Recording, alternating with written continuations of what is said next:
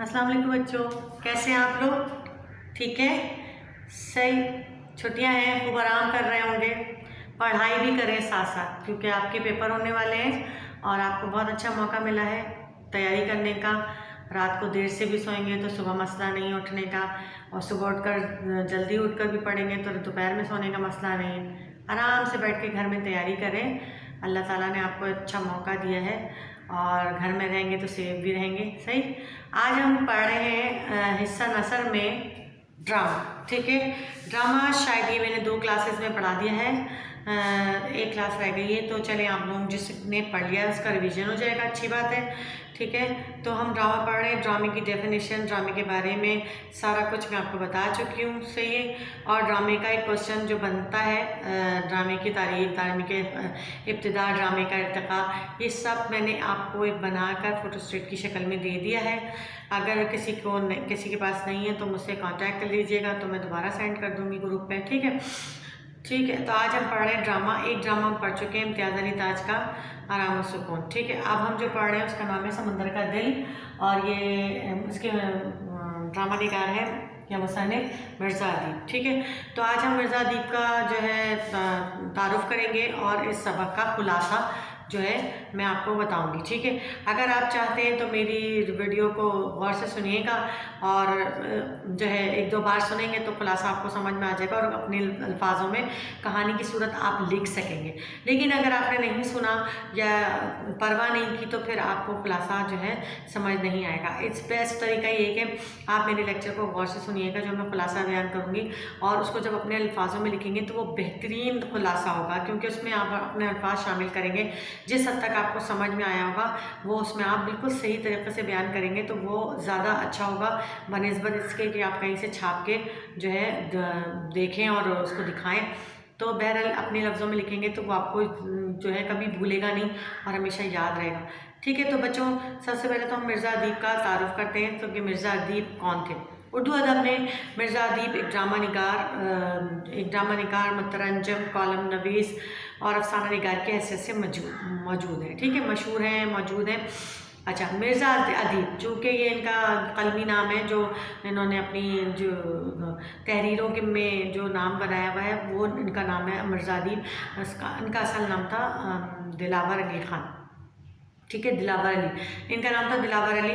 याद रखिएगा बच्चों, ये MCQs में आता है, अक्सर आता है कि जो हमारे जिन्होंने कलमी नाम रखे तो उनका असल नाम पूछा जाता है, तो आपको पता होना चाहिए कि मिर्ज़ा अदीब का नाम दिलावर अली है। ठीक है, 1914 में लाहौर में पैदा हुए हैं। बचपन ही से पढ़ने का बड़ा शौक़ था और वालदा ने जो है वालदा की कोशिशों से जो है वहाँ पर इब्तिदाई तालीम हासिल की। ठीक है, फिर मैट्रिक किया, फिर मैट्रिक करने के बाद जो है इस्लामिया कॉलेज लाहौर से फ़ारसी की एजाज़ी डिग्री हासिल की। ठीक है, फ़ारसी में एजाज़ी डिग्री उन्होंने हासिल की। और स्कूल्स के ज़माने से जब भी छोटे थे तो जब इनको कहानियाँ कैसे लिखने का बड़ा शौक़ था, और उस वक्त जो है फिर जो है कहानी लिखने का सिलसिला जो है बड़े होने तक जारी रहा, जो एक नसर की सूरत अख्तियार कर गया, और एक अदबी रिसाला लतीफ़ के मुदीर भी रहे, और ऑल इंडिया रेडियो और पाकिस्तान रेडियो से वाबस्ता रहे। ठीक है, रेडियो के लिए भी ड्रामे लिखे। ठीक, और इसके अलावा नवाए वक्त जो एक अखबार आता है उसमें भी कॉलम लिखा करते थे। गैर मुल्की ज़बानों पर के किताबों के तर्जुमे किए, और जो है अरबी फ़ारसी जो है बहुत अच्छी तरह समझ आती थी और अबूर हासिल था उस पर। और इन्हें 1981 में इनकी जो इल्मी खिदमात थी उनकी वजह से इन्हें हुस्न कारकर्दगी का अवार्ड भी दिया गया। ठीक है, और इसके अलावा इन्होंने 6 बार आदमजी अवार्ड भी हासिल किए, 3 बार फिल्म ग्रेजुएट का अवार्ड भी हासिल किया। इनके अफसाने और ड्रामों इन्होंने काफ़ी तादाद में अफसाने और ड्रामे लिखे हैं। ठीक है, इनके अफसाने और ड्रामों के नाम है मौत का तोहफ़ा, दीवारें, जंगल, कंबल, हसरत तामीर, सातवां चिराग, अंदाता, बेकसी, गुलामों की बगावत। ठीक है, और जो इनका अफसानों का मजमुआ है उसका नाम है सहरा अनवर का नया खत। ठीक है, ये इनका जो है अफसानवी मजमुआ जो है वो है। ठीक है, तो बच्चों मैंने आपको मिर्ज़ा अदीब के बारे में थोड़ा तफसील से बता दिया। ठीक, अब आप जो है इस सबक का खुलासा जो है मैं आपको पेश कर रही हूँ, ठीक है। तो वो आप गौर से सुनिए कि इस सबक में है क्या। और जब मैं खुलासा आपको समझा दूँ तो आप बच्चों एक काम ज़रूर ये कीजिएगा कि उसे घर में बैठकर रीड कीजिएगा, समंदर का दिल जो है ड्रामा। इसे जब आप रीड करेंगे तो जो मैंने खुलासा पेश करूँगी तो आपको बहुत अच्छी तरीके से ये चैप्टर जो है समझ आ जाएगा और आप इसका खुलासा बहुत अच्छे लफ्ज़ों में खुद से भी लिख सकेंगे, ठीक है। इस ड्रामे का मरकज़ी किरदार है हुस्ना, ठीक है। हुस्ना इस ड्रामे का मरकज़ी किरदार है, जिसके शौहर का नाम है अब्बास और इसका एक बेटा था जिसका नाम था शफ़ी, जो एक मुख्तसर सी बीमारी के बाद जो है मर चुका है, ठीक है। ड्रामे में उसका सिर्फ जिक्र है, वो जानदार नहीं है, ठीक है। और जो है इसकी जो बीवी है, शफ़ी की जो बीवी है, वो अपने मायके इसके बेटे के मरने के बाद, शफ़ी के मरने के बाद अपने मायके चली गई थी, ठीक है। अब 1 महीने के बाद अपने नौमौलूद छोटे बच्चे को लेकर वो अपने मायके से अपने ससुराल आ रही है। कहाँ? हुस्ना के पास, ठीक है। हुस्ना के पास आ रही है ट्रेन के ज़रिए, और ये बात जो है तार के ज़रिए पता चली है कि वो अपनी खाला के साथ जो है, क्योंकि हुस्ना का भाई ने कहा है कि वो उसे अपनी खाला के साथ स्टेशन उसमें ट्रेन के डब्बे में बिठा देगा और छोटे बच्चे के साथ उसका अकेला सफ़र करना मुश्किल होगा, तो लिहाजा वो अपनी खाला के साथ नौमौलूद बच्चे को, यानी कि न्यू बॉर्न बेबी जो होता है, उसको लेकर वो आ रही है। और ट्रेन का वक्त है 4:30 बजे का, ठीक है। याद रखिएगा, क्योंकि MCQ में छोटे मोटे क्वेश्चन होते हैं कि जो है हुस्ना जो है उसकी माँ का नाम क्या था, या वो कितने बजे वाली ट्रेन से आ रही है, तो आपको पता होना चाहिए, ठीक है। 4:30 बजे की ट्रेन से वो आ रही है, और जो है हुस्ना और उसकी खाला और वो नौमौलूद बच्चा। इधर हुस्ना जो है अपनी पड़ोसन रखी, उनकी पड़ोसन है, जो इसके घर में इसके साथ इसकी खुशियों में शामिल है, क्योंकि हुस्ना का जवां साल बेटा मरा है, जिसके गम में वो बड़ी ढाल थी, लेकिन अब अपने पोते और बहू के आने की खुशी बना रही है, और अपने बेटे का गम थोड़ा उसने भुला दिया है, और इंतज़ामात में लगी है। बच्चे का फीडर धोना, बच्चे के लिए पानी बॉयल करके फीडर को अच्छी तरीके से धो के रखना, और दूध उबाल के रखना, मिठाई मंगवा ली, खाने पकवा लिए, बच्चे के कुर्ते सिलवा लिए, बहू बच्चे के लिए खूब सारे फल फ्रूट मंगा के रखे हुए हैं उसने, ठीक है। और बच्चे के आने की खुशी से पूरा घर जो है सजा दिया, संवार दिया, और एक एक चीज़ की बार बार देख रही है, और रखी को इस बात की तंबीह कर रही है कि देखो फीडर सही से धोना, और मिठाई ऐसे रहे जब वो आ जाए तो तमाम बच्चों को डिस्ट्रीब्यूट कर देना, उनको बांट देना, ठीक है। और उसकी शक्ल से खुशी के आसार नमूदार हैं, और वो बड़ी सरशार अपने नौमौलूद पोते की और बहू की आमद के लिए जो है आंखें बिछाए बैठी है, इंतज़ार कर रही है कि इसका बहू और पोता जो है वो 4:30 बजे की ट्रेन से आज आ जाएंगे। और एक छोटी बच्ची है सुगरा, जो गली में रहती है, वो आती है और कहती है कि बाजी कब आएंगी, तो ये बताती है कि 4:30 बजे की ट्रेन से आएंगी, और तुम लोग आ जाना, तुम लोगों के लिए मिठाई रखी है। वो कहती है ठीक है, मैं अपने बाकी साथियों को, अपनी बहनों को भी लेकर आऊँगी, तो मुझे मिठाई दीजिए। वो कहते हैं हाँ, उसने कहती है ठीक है, और बाकी के इंतज़ामात के लिए फिर रखी को बोलती है कि देखो सारे काम कर लेना, और जो है खाना खा के जाना, सारा इंतज़ाम कर लिया। और रखी कहती है कि बहू तो खुश हो जाएगी इतने सारे इंतज़ामात देख के।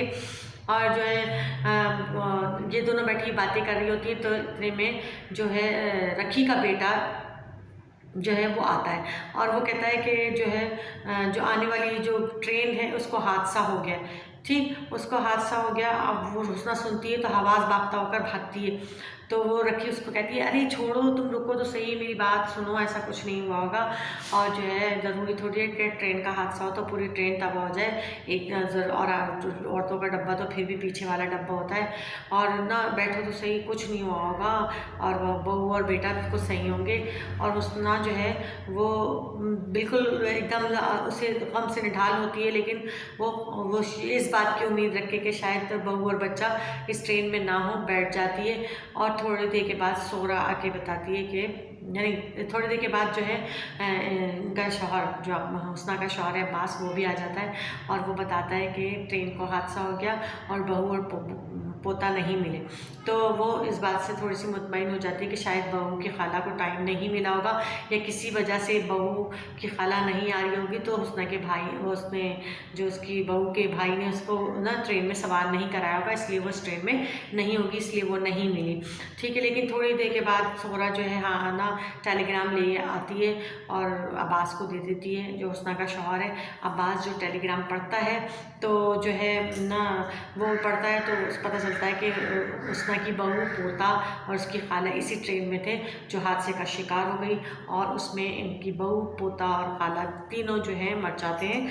और हुस्ना ये सुन के जो है वो बिल्कुल ढह जाती है और वो सोचती है कि अब वो जितनी परेशान हो जाती है कि अभी जवां साल बेटे को उसका गम उसने बर्दाश्त किया और जो है अब जो है बहू, पोता और वो पोता भी चला गया, तो ये गम वो कैसे बर्दाश्त करेगी। लेकिन चूँकि जो है माँ है और माँ तो बड़े से बड़े गम बर्दाश्त करने की सकत रखती है, सब्र वाली होती है। तो इस ड्रामे में मिर्ज़ा अदीब ने माँ की जो है परेशानियों को, माँ की जो है सब्र को, माँ की तकलीफ़ों को एक समंदर की जो है अथाह गहराइयों की मायने में बयान किया है। वो कहते हैं कि माँ का दिल बिल्कुल समंदर की तरह होता है, बस वो समंदर जिसके अंदर क्या कुछ छुपा होता है बज़ाहिर ऊपर देखने से कुछ पता नहीं चलता, लेकिन जब समंदर की गहराइयों में, वसतों में जाएं तो पता चलता है कि समंदर कितना गहरा है और इसके अंदर क्या क्या ख़जाने, क्या क्या चीज़ें छुपी हुई हैं। ठीक है, बिल्कुल माँ का दिल भी इसी तरह होता है, इसके अंदर क्या क्या दफन होता है ये सिर्फ वही जान सकता है जो माँ के दिल को समझता है। तो इतना बड़ा जवां साल बेटे का गम उसने बर्दाश्त किया, अब उसकी बहू भी और पोता भी, जिसकी वजह से उसकी ज़िंदगी का की उम्मीद बनी थी कि वो दोबारा से अपने पोते को देख के जी लेगी, अपने शफ़ी को याद करती थी, अपने बेटे को याद करके पोते को देख के जो है दोबारा नए सिरे से ज़िंदा हो जाएगी। लेकिन अब वो जिस आसरे में वो जी रही थी वो आसरा भी उससे ख़त्म हो गया। इस बात को बड़े गहराई से, बड़ी खूबसूरती से मिर्ज़ा अदीब ने इस ड्रामे में बयान किया है। ठीक है, ये था अफसाने का खुलासा, मैंने शॉर्टकट बताया है।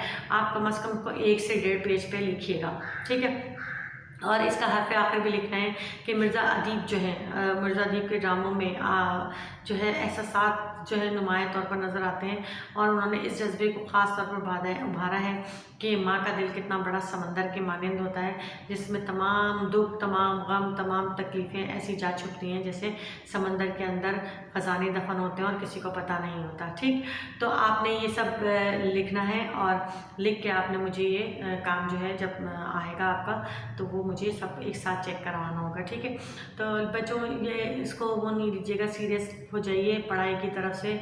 आप जब तक काम नहीं करेंगे, लिखेंगे नहीं, आपकी राइटिंग पावर बढ़ेगी नहीं। और खुलासा लिखना कोई आसान काम नहीं है, 1 से 1.5 पेज में खुलासा आता है और उसको लिखने में बहुत टाइम लगता है, हाथ में भी दर्द होता है, और जब आपकी प्रैक्टिस ख़त्म हो जाएगी तो एग्ज़ाम के दिनों में आपको बहुत ज़्यादा परेशानी होगी।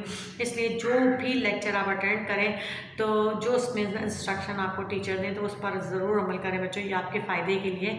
अगर आप इस पर अमल करेंगे तो आप यकीनन आपकी इम्तिहान की तैयारी बेहतरीन होगी और आपको इम्तिहान के दिनों में इधर उधर भागना नहीं पड़ेगा, परेशानियों का सामना नहीं करना पड़ेगा। ठीक है बच्चों, मेरी पूरी कोशिश थी कि मैं आप लोगों को जो है आसान और जो है सहल अल्फाजों में जो है समझा सकूं। तो मिर्ज़ा अदीब का तारुफ मैंने आपको बहुत आसान तरीके से, बहुत सहल तरीके से समझा दिया, आसान अल्फाजों में, और खुलासा भी मैंने बहुत शॉर्ट आपको समझा दिया है। अब इसको बढ़ा चढ़ा कर लिखना आपका काम है। ठीक है, इसको आप लिख दें, बस आपको कॉन्सेप्ट क्लियर होना चाहिए। कॉन्सेप्ट आपका अच्छा होगा तो आप उसको लिखने में ज़रा भी आपको दुश्वारी नहीं होगी। तो इसको लिखिएगा ज़रूर, जब तक आप लिखेंगे नहीं बच्चों, मैं एक बार बता दूं, कभी भी ये जो है नहीं लिखे बिना कंप्लीट होगा ही नहीं और आप इसको याद कर ही नहीं सकेंगे। आप एक बार लिखेंगे और इसको रीड करेंगे तो आप देखिएगा आपको बहुत अच्छा परफेक्ट आपको ये याद होगा। ठीक है, आज का लेक्चर यहीं पर रखते हैं, यहीं पे ख़त्म करते हैं। आज अब हमारे दोनों ड्रामे कंप्लीट हो गए। ठीक है, हमारी नज़म जैसा शायरी में नज़मों का पोर्शन भी कंप्लीट हो गया। अब सिर्फ शायरी में, गज़लियात में हमारे पास शायद एक शायर रहते हैं तो हम वो पढ़ेंगे सेकेंड ईयर में। ठीक है, तो बच्चों और जिसके पास जो काम नहीं हो और जैसे किसी किस्म की भी कोई मुझसे बातचीत करनी हो कि उसके पास पेपर के हवाले से ये चीज़ें हैं और ये चीज़ें नहीं हैं, या किसी किस्म की कुछ बात समझ में नहीं आई है तो वो मुझसे रब्ता कर सकता है ग्रुप पे, वो मुझसे बात कर सकता है, मैं उसे बता सकूँगी। ठीक है, आज का लेक्चर यहीं पे ख़त्म होता है, मुझे इजाज़त दीजिए, अल्लाह हाफ़िज़।